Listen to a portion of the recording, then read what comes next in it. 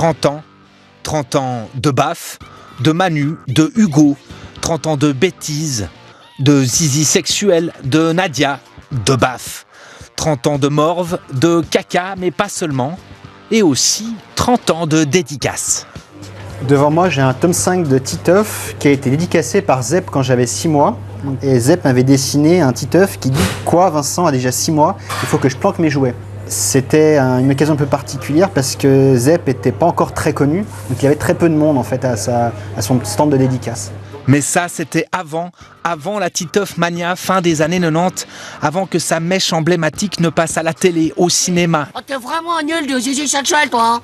Dans un jeu vidéo ou au théâtre plusieurs fois, notamment dans la pièce de marionnettes écrite par le journaliste Philippe Mury. Titeuf, il parle à la fois aux mômes parce qu'il est dans la cour de récré, il fait des gags un peu scatologiques, et il va regarder sous les jupes des filles, ça c'est très bien. Mais il parle aussi aux adultes parce qu'il parle de chômage, il parle de sujets graves, de perte d'estime de soi, il parle de la maladie, de la mort.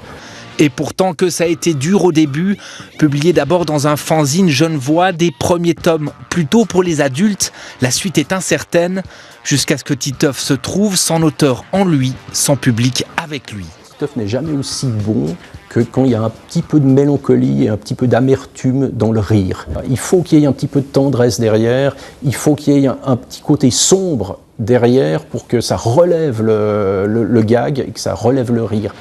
30 ans pour un personnage de bande dessinée qui n'a pas pris une ride et qui est peut-être bien parti pour devenir intemporel. Rendez-vous dans 10 ans.